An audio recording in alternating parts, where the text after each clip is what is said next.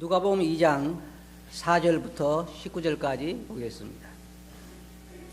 누가복음 2장 4절부터 19절까지입니다.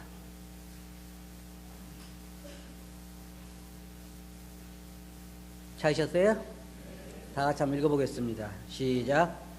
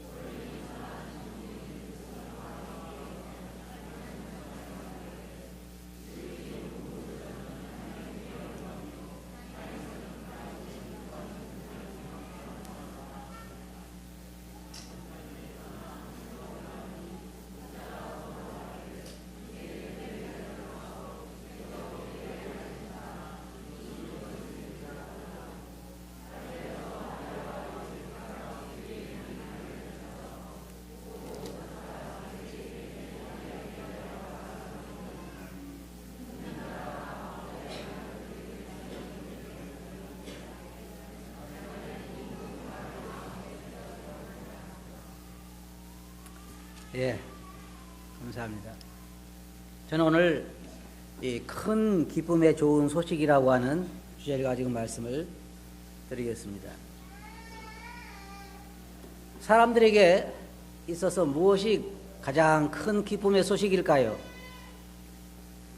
예를 들어서 한번 생각해 봅시다. 어떤 사람이 수천 마리의 돼지를 키우는 큰 농장에 와서 돼지들에게 돼지들아, 내가 너에게 큰 기쁨의 소식을 전하노라 그러면 무슨 얘기일까요? 사료를 생을 준다든지 아니면 뭐예요? 돼지들에게 내가 너에게 큰 기쁨의 좋은 소식을 전하노라라고 어떤 사람이 이야기했다고 하면 그것이 어떤 의미겠냐 이 말이에요. 뭐 집이나 좀 새로 지어준다든지 아니면은 사료를 좋은 걸로 준다든지 뭐 다른 이유가 없겠잖아요. 그렇다고 안 팔아먹을 거 아니고 어차피 농장을 할 때는 팔아먹으려고 돼지를 키우는데 그들에게 있어서 무엇이 가장 큰 기쁨의 소식일까? 사람들에게 있어서도 사실은 어떤 것이 진정으로 큰 기쁨의 소식인지 우리가 깊이 생각을 해 보아야 할 것입니다. 여기에 이 말씀을 보면 이 말씀에 대한 기록은 지금으로부터 한 2000년 전에 대략 한 2000년 전에 한 밖에서 목자들이 양을 지키다가 경험한 그 체험을 여기에서 기록하고 있는 것입니다. 갑자기 여기 보니까 밤에 목자들이 밖에서 양을 지키고 있는데 밤에 갑자기 천사들이 환한 빛이 비치면서 천사들이 나타났습니다. 그리고 천사들이 하는 얘기가 내가 너희에게 오늘날 백성들에게 미칠 큰 기쁨의 좋은 소식을 전한다. 여기에 몇 가지 보면 첫째로는 아주 엄청난 소식이라고 하는 것. 두 번째는 기쁨의 좋은 소식이라는 것입니다. 기쁨의 좋은 소식. 우리 사람들에게 있어서 기쁨, 여러분들에게 있어서 기쁨의 좋은 소식은 뭐겠어요? 한번 생각해 보세요. 뭐 집을 사게 됐다는 거라든지 아니면 아들이 갑자기 뭐 판검사가 됐다든지 그럴 일은 별로 없겠지만 여러분 자녀들 여러분 잘 아시잖아요. 뭐 그럴 일이 있으면 좋겠지만 갑자기 대통령이 됐다든지, 요즘 보면 대통령 되는 것도 그렇게 기쁜 소식은 아니에요. 왜냐하면 욕을 바가지로 먹으려면 대통령 하면 돼요. 과연 사람들에게 있어서 무엇이 진정으로 참 기쁨의 소식이냐 이 말이에요. 밖에서 지금 양을 치고 있는 이 목자들에게 있어서 무엇이 과연 그들에게 그렇게 크고 기쁜 좋은 소식이 될까? 여러분 우리가 한번 입장을 바꿔서 생각해 봅시다. 여러분들이 지금 밖에서 야영을 하고 있다든지, 아니면 뭐 바닷가에서 뭘 놀고 있다든지, 아니면 어느 일이든지 밤이라든지 낮이라든지 갑자기 태양보다 더 밝은 빛이 여러분을 비치면서 허다한 천군이 전혀 보지 못한 그런 천사들이 나타난다고 때 여러분 어떤 마음이겠어요? 놀라겠죠. 굉장히 놀라겠죠. 그런데 그들이 여러분들에게 말하기를 내가 너에게 가장 큰 기쁨의 좋은 소식을 전한다 라고 이야기했을 때 어떻게 했어요? 이들은 지금 그들의 체험을 여기에서 기록하고 있는 것입니다. 누가는 그들이 들은 체험을 목자들에게서 듣고 지금 여기에 기록하고 있는 것입니다. 누가는 누가복음을 기록하기 전에 내가 들은 그 모든 것들을 자세히 주의해서 사실을 사실대로 기록한다, 그렇게 말하고 있습니다. 그런데 그들이 전한 이 소식이 뭐냐면, 오늘날 다윗의 동네에 너희를 위하여 구세주가 태어났다고 하는 것입니다. 구세주. 무슨 구세주예요? 자기 백성을 저희 죄에서 구원할 구세주가 지금 태어났다는 거예요. 여러분 성경을 보시면, 구약에 보면 하나님께서 인간의 모든 문제를 해결해 줄 수 있는 메시아를 이 땅에 보내시겠다고 계속해서 약속하셨는데 그것이 수천 년이 지나오도록 전혀 이루어지지 않았습니다. 그런데 어느 날 이 순간이 바로 이들에게 임한 것입니다. 여러분도 지금 교회에 나오신 분들은 많이 듣는 얘기가 뭐냐면 예수님께서 다시 오신다는 건 얘기입니다. 언제부터 오신다고 그랬어요? 여러분들이 예수님을 믿는 전부터 계속해서 예수님께서 공중으로 올라가신 그 다음부터 계속해서 사람들은 기다렸는데 지금 2000년이 다 되어 가는데, 예수님 승천하신 이후 2000년이 다 되어 가는데도 아직 오시지 않았잖아요. 그런데 어느 날 여러분 생각해 보세요. 여러분 밤에 혼자 계시는데 혹은 몇 명이 같이 있는데 갑자기 천사들이 나타나서 이제 예수님께서 내일 오실 거다 한 소식을 전하면 어떻게 했어요? 나쁜 소식이에요? 기쁜 소식이에요? 나쁜 소식이에요? 어떤 사람은 나쁜 소식이 될 수도 있겠죠. 이거 그동안 그렇게 힘들게 일했는데 이 돈 써보지도 못하고 가는가? 어쨌든 이들에게 있어서 이것이 왜냐하면 잘 들어보세요. 어떤 사람들은 이것을 기쁜 소식으로 받았는가 하면 어떤 사람들은 기쁜 소식으로 받지 않았어요. 이 목자들에게 주님은 이 천사들은 말하기를 너희에게 온 백성에게 며칠 큰 기쁨의 좋은 소식을 전한다, 그렇게 이야기하면서 바로 너희를 위하여 구세주가 지금 다윗의 동네에 태어나셨다. 가서 너희가 구유에 놓인 아기를 보리라. 그러면서 수많은 천군들이 나타나서 찬양을 했습니다. 여러분 우리가 지금 오늘 아침에 특송을 들었는데 좋지요? 천사들이 노래한 거 들어보셨어요? 네? 하모니가 맞았을 것 같아요? 안 맞았을 것 같아요? 천사들은 아마 저는 아직까지 천사들이 노래 부르는 것을 들어보지 못했어요. 사람들은 가끔 어린아이들이 합창단이라든지 어린아이들이 찬양을 너무 기가 막히게 잘하면 천사들 같다 그러잖아요. 들어보지도 않고 한 번도. 진짜 천사들은 이런 찬양을, 이 목자들은 들어봤어요. 천군과 천사들이 나타나서 하나님을 찬양하는 것을 들어봤어요. 그런데 여기에 지금 메시아의 탄생에 대해서 요셉과 마리아가 베들레헴에 가서 어린아이를 낳게 된 이유가 여러분이 잘 아시는 것처럼 구약 성경에 그들이 베들레헴에 가서 아이를 낳도록 되어 있었던 것이. 그래서 구약 성경에 보면은 베들레헴아 너는 작은 성읍일지라도 내게서 메시아가 태어날 거라는 걸 말하고 있고 거기에 예수님께서 태어나신 것입니다. 우리 중에 말구육국 안에서 태어난 사람은 없습니다. 아무도 없잖아요. 다 어디서 태어났어요? 적어도 집에서 태어났던지. 참 사람들도 보면요 각각 그 희한해. 어떤 사람 버스 타고 가다 태어난 사람도 있고 그러잖아요. 어떤 사람 비행기 안에서 태어난 사람도 있어요. 어떤 사람 택시 안에서 병원에 가다가 택시 안에서 그냥 난 사람도 있고 여러 사람이 있는데 한 사람도 이 마국간에서 태어난 사람 없을 거예요.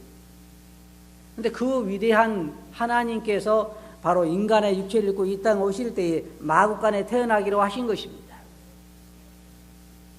그런데 어떻게 해서 이 예수님의 탄생이 사람들에게 큰 기쁨의 좋은 소식이 되느냐 이 말이에요. 여러분들에게도 아마 그것이 나에게 기쁜 소식인가 아닌가 잘 구별이 안 가는 분들이 계실 거예요. 한번 우리가 이것이 기쁨의 좋은 소식이 되기 위해서 우리 한번 우리의 운명을 한번 생각해 봅시다. 만약의 경우에 천사가 나타나가지고 오늘날 너희에게 기쁜 소식을 전한다라고 말하면서 이제부터는 너희가 일하지 않아도 먹고 살 수 있고 이제는 뭐 고생하지 않고 병도 안 걸리고 그렇게 살다가 죽을 거다 그렇게 이야기했어도 그 기쁜 소식은 아닐 것입니다. 사람이 그 운명이 어차피 죽어서 영원히 지옥에 밖에 갈 수 없는 운명이라고 하면 그 사람에게서 그 어떤 소식도 기쁜 소식이 될 수는 없는 것입니다. 제가 여러분들에게 늘 자주 사용하는 예화가 있죠. 이 삼계탕용으로 키우는 병아리들에게는 다른 소망이 없어요. 아무런 소망이 없어요.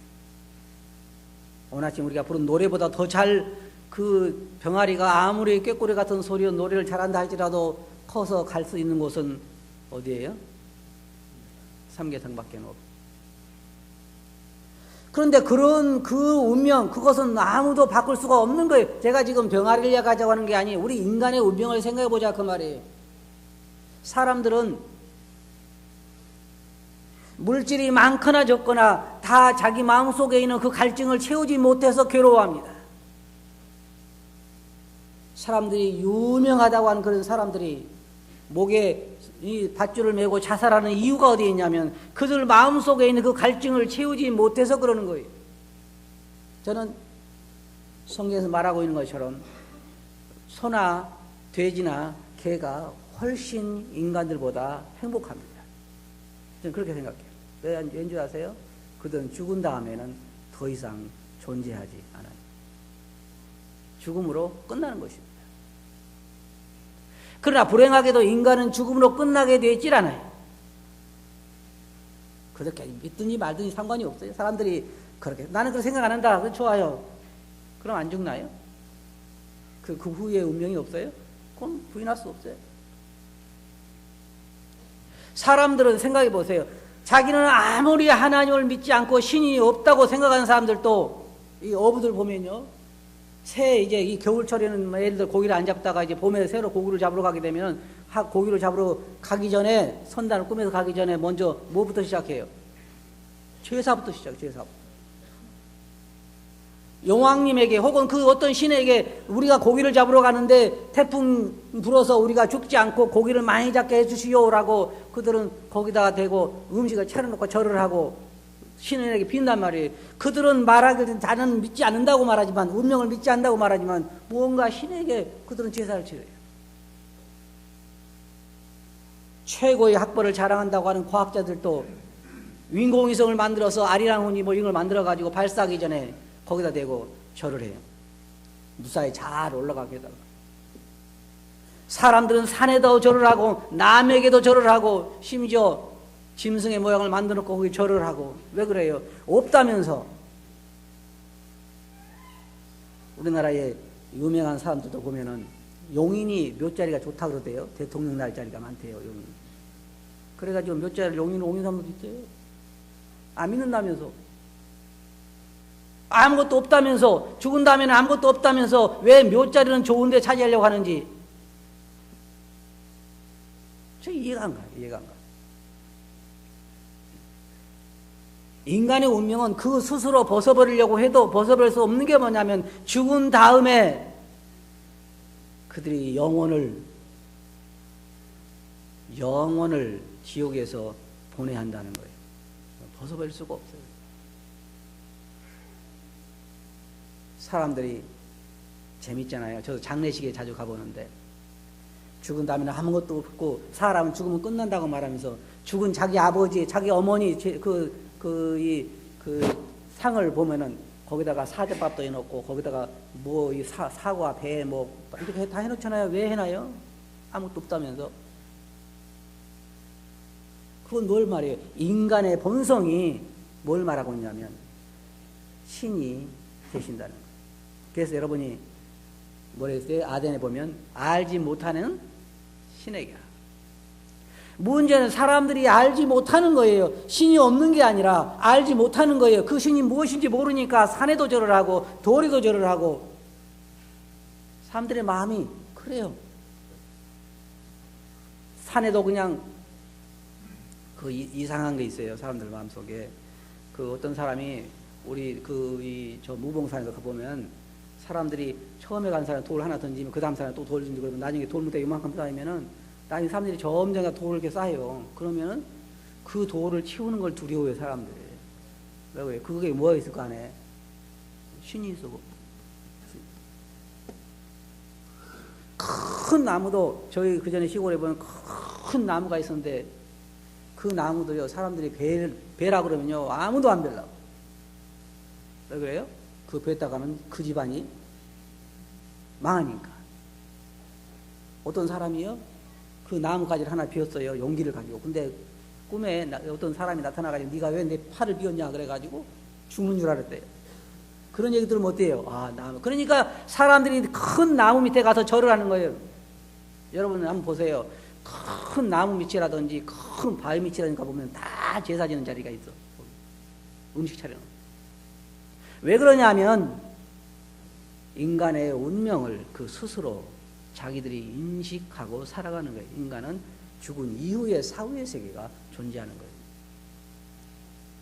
이 땅에 살면서 잘 먹고 잘 살고 하는 것도 좋지만 그것은 아무것도 아닌 거예요. 이 세상에 짐승과 다를 게 없는 거예요. 영혼을 준비하지 않는다고 하면. 그러니까 여기에 이 천사들이 나타나가지고 말하기를 너희에게 미칠 큰 기쁨의 좋은 소식을 전한다고 그러는 거예요. 그 문제가 해결 안 되면요, 그 어떤 것도 기쁨의 소식이 될 수가 없어요. 내가 죽어서 영원토록 가 있을 곳이 지옥인지 하늘나라인지 알기 전에는 이 땅에 있는 그 어떤 것도 나에게 기쁨의 소식이 될 수가 없다는 그 말이에요. 제 말이 안 믿어지면 한번 생각해요. 여러분들에게 무엇이 가장 기쁜 소식이에요? 아마 지금 우리 형제들 중에는 지금 첫 아기를 가질 형제도 있어요. 이제 뭐 설세고 이제 곧 태어날 텐데 기대가 클 거예요. 내가 처음으로 아들을 낳고 딸을 낳아서 키우면 얼마나 좋을까. 조금만 키워보라고 그래요. 어릴 때는 좋지. 이만큼 해서 낳고 다닐 때는 얼마나 그냥 사랑이 그렇게 좋지만 언제부터 마음 상하기 시작해요? 인간에게는 진정으로 참다운 기쁨의 소식이 없다 그 말이에요. 어느 정도 커서 자식들이 직장생활을 하고 그러면 이제 돈 쉴 일만 남았다고 말 그러는데 계속해서 세워서 줄 일이지 받을 일은 별로 없는 것 같아요. 인간에게는 진정한 소망이 없어요. 이 땅에서는 없다 그 말이에요. 아니 그냥 우리가 흔히 말하기를 태어나서부터 계속해서 인간 나름대로 인간 표준대로 행복하게 살았다고 생각해 봅시다. 그래서 그가 소망하는 대로 그냥 밤에 밥을 잘 먹고 목욕도 하고 잠에 잘 자다가 잠자는 것처럼 조용히 죽어도 갔다고 합시다. 그 후에 여러분들이 눈을 떠보면 그곳이 영원한 멸망의 지옥이라고 하는 것을 발견할 때 과연 행복했냐 그 말이에요. 그렇지 않아요. 문제는 인간이 처한 이 비극적인 상황을 알지 못하기 때문에 사람들이 그렇게 살아가는 것입니다. 한 가지 말씀을 죄송한 말씀 드리면요, 여기에 앉아 계신 분들이 다 하늘나라에 가실 수 있는 것은 아니에요. 예수님께서 12명 제자를 앉혀놓고 뭐라고 말씀하는지 아세요? 너희는 다 깨끗하다. 그런데 다는 아니다. 너희 중에 다는 깨끗하지 않다.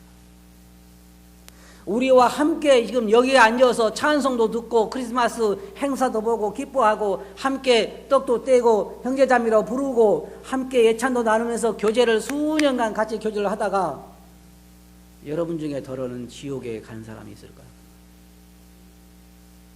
누군지 저는 잘 모르지만 여러분 자신들이 생각을 해봐요. 과연 오늘 우리가 말하는 이 예수 그리스도의 탄생이 정말로 여러분들에게는 기쁨의 좋은 소식이었는지 아니면 그냥 그런 날이었는가를 생각해 보라 그 말이에요. 여러분들이 여러분 운명을 알았다고 하면, 여러분들이 어떤 데서 있다가 구원받은 걸 알았다고 하면 이 날은 여러분들에게 틀림없이 기쁨의 좋은 소식이 되었을 거라 그 말이에요. 예수님의 탄생이 과연 여러분들에게 참다운 기쁨의 좋은 소식이었느냐 그 말이에요. 지금도 아직까지 늦지는 않았어요. 목자들은 천사들이 말한 대로 그곳에 가서 보니까 어린아이가 그 위에 누워 있었습니다. 그래서 그 어린아이를 발견하고 나서 거기에 경배하고 찬양을 드렸어요. 왜냐하면 그분이 우리를 구원할 구세주이기 때문입니다. 우리와는 아무런 상관이 없는 것처럼 보이는 그분의 출생이 오늘날 우리들에게 이 소망을 안겨준 것입니다. 밝은 미래의 소망, 영원한 생명, 영원한 구원, 영원한 영광, 그것을 우리들에게 선물로 주신 것입니다. 여러분 선물 받으셨어요? 안 받았어요? 예수님께서 선물 안 주셨어요? 선물이 무슨 선물이에요? 여러분들이 받아본 선물 중에 가장 큰 선물이 뭡니까? 네? 여러분들이 평생 살아오면서 받아본 선물 중에 가장 큰 선물이 뭐예요? 뭐 집이요? 집 사준 사람 있을까요? 그래도 별로 없을 것 같아요. 제가 받은 인생에 제가 지금 이 나이가 되도록 평생에 받아본 가장 큰 선물은 뭐냐면 영원한 생명입니다. 영원한 생명, 영원한 영광, 이거보다 더 큰 선물은 없는 것입니다. 여러분 이 선물 받으셨어요? 받으나 마나요? 그러면 이 엄청난 선물을 받고 나서는 기쁨이 어떻던가요? 별로죠? 근데 얼굴들 보면 알 수 있는데, 만약의 경우에 생각해 보세요. 여러분들에게 어떤 사람이 부자가 큰 별장을 하나 선물로 준다 그러면 어떻겠어요? 아무것도 아니에요? 별로. 그까짓 거 안 받아도 괜찮다고 그래요? 다행이네요. 이제는 값어치를 아는가 봐요. 가장 큰 선물, 그것은 영원의 세계에 가서 우리로 살도록 하는 이 구원의 선물인 것입니다. 그래서 온 백성에게 미칠 큰 기쁨의 좋은 소식이라고 하는 거예요.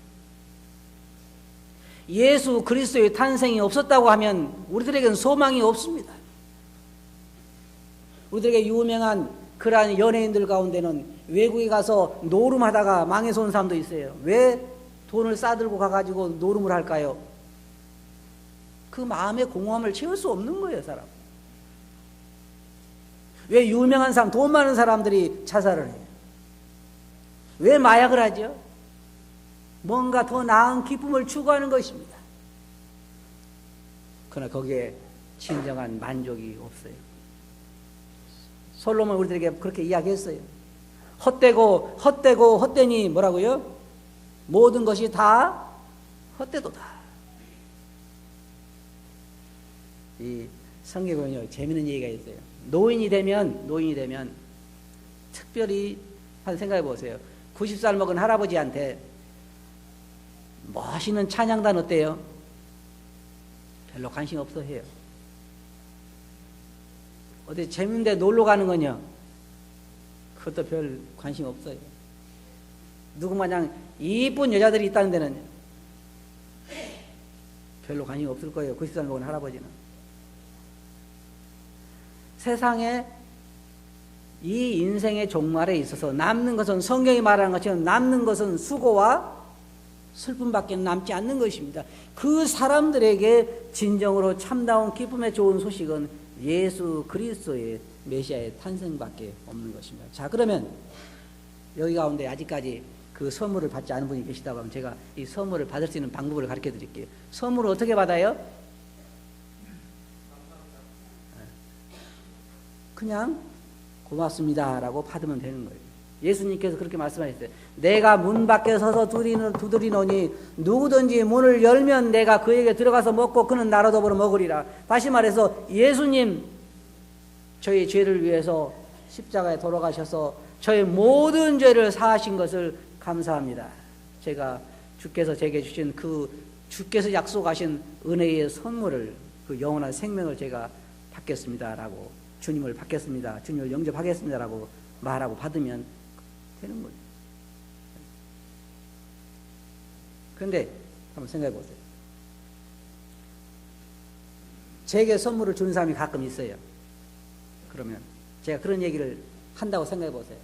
나는 받을 자격이 없습니다. 그냥 돌아가세요. 그럼 뭐라고? 선물을 준비한 사람이 어때요? 좀 무한하겠죠? 예를 들어 생각해 보세요. 여러분 중에 어떤 분들이 추석이나 아니면 설에 저희 집에 여기 귤을 한 바퀴 사가지고 막 힘들게 무거운 걸 가지고 왔어요. 그런데 내가 문도 안 열고 나는 받을 자격이 없어요. 그걸 보냈어요. 그럼 어때요? 기분이? 좋지요? 아니면 이런 방법이 있어요. 굳이 주머니에다 돈을 찔러 넣어주는 거예요. 선물, 고맙습니다. 제가 받겠습니다. 그리고 귤값을 찔러 넣어주면 어때요? 기분 좋지요? 안 좋아요? 아니면 다른 방법이 뭐예요? 선물은 그냥 감사함으로 받으면 되는 거예요. 그래서 은혜라는 거예요. 제가 조금 전에 여기 올라오기 전에 우리가 예배 시간에 불렀던 Amazing Grace 있죠? 그거 보면서, 그거 들으면서 제가 찬송을 하면서 참 마음에 감동이 됐던 게 뭐냐면요. 지금까지 나를 여기까지 인도하신 주님께서 앞으로 또 무엇으로 인도하신다고요? 은혜로 집에 나를 인도하신다. 하나님의 모든 이 구원은 그냥 선물이, 여러분이 선물로 받기만 하면 되는 거예요. 지금도 이 기쁨의 큰 소식은 사람들에게 다 전파되고 있지만 라디오를 통해서 전파되고 있고 TV를 통해서 전파되고 있고 교회를 통해서 전파되고 있고 사람들을 통해서 전파되고 있지만 아무도 사람들이 귀를 기울려고 하지 않아요. 왜? 자기의 처지를 잘 모르기 때문에 그래요. 이 가치를 잘 모르기 때문에. 그러나 언젠가는 끝이 올 거예요. 여러분이 세상을 떠나서 끝이 오고 아니면 예수님께서 다시 이 땅에 오셔서 우리가 공주로 들림 받은 다음에 그때는요 땅을 치고 통곡을 해도 예수 그리스도를 믿을 수가 없을 거예요. 결론적으로 말씀드려서 저는 참 감사한 게 이 목자들이 경험한 이 기쁜 소식, 천사들이 전해준 이 기쁜 소식이 내게도 기쁜 소식이 됐다고 하는 것입니다. 여러분들에게도 그분의 출생이 기쁜 소식이 되기를 바랍니다. 예수 그리스도께서 우리의 죄를 담당하기 위해서 이 땅에 오셨다고 하는 것, 오늘이 그날인지 우리는 잘 모릅니다. 그러나 한 가지 분명히 아는 것은 어느 날인가 예수 그리스도께서 이 땅에 오신 것은 역사적인 사실이고, 지금 우리가 읽어본 이 말씀이 역사적인 사실이고, 그것이 여러분들과도 연관이 있다고 하는 것입니다. 지금도 주님은 여러분들의 문을 두드리고 계십니다. 나를 문을 열면 내가 내게로 들어가겠다. 여러분들, 주님, 제가 주님을 믿습니다. 제 안에 들어오소서. 그러면 여러분이 영원한 생명을 선물로 받을 수 있습니다. 그러면 선물을 받은 우리는 어떻게 해야 할까요? 메리 크리스마스 하고 말아요? 이 선물을 받은 사람은 이 놀라운 선물을 주신 주님에 대한 사랑을 생각해야 하는 것입니다. 보라, 아버지께서 어떠한 사랑으로 우리를 사랑하셨는가? 우리가 바로 그러하도다. 저는 여러분들에게 그렇게 값이 있는 선물을 드린 적이 없습니다. 선물은 뭘로 가치를 따집니까? 뭐 우리가 그렇게 하지 않아도 보통 예를 들어서 우리가 1,000원짜리를 선물로 받았다 하는 거하고 10억짜리를 받다는 건 뭐가 틀려요? 네? 1,000원짜리 받고 싶으세요? 아니면 10억짜리 받고 싶으세요?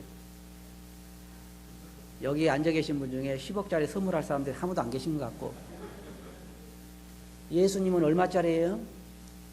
돈으로는 계산할 수 없는 것입니다. 자기의 생명을 이 땅에 주시기 위해서, 여러분을 위해 주시기 위해서 이 땅에 오셨고, 십자가 위에서 여러분의 죄를 위해서 돌아가신 것이 다 이루었다 말씀하신 거예요. 여러분의 죄를 다 그곳에서 사신 거예요. 예수 그리스도는 정말 여러분들에게, 저에게 하나님께서 주신 가장 큰 값으로는 계산할 수 없는 선물이라 그 말이에요. 여러분이 이 선물을 받아들이면 영원한 생명을 얻을 수가 있습니다.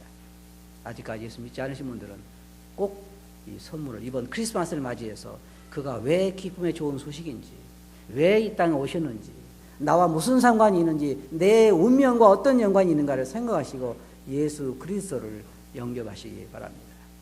하시겠대요? 네, 기도합시다. 거룩하신 아버지 하나님, 다른 사람들이 별로 관심을 두지 않을지라도 주님의 이 땅에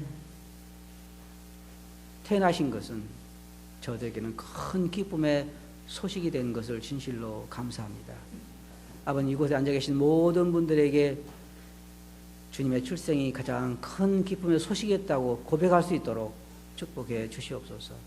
들은 말씀을 주께 의지하고 예수님 이름으로 아버지께 감사하며 기도하옵나이다. 아멘.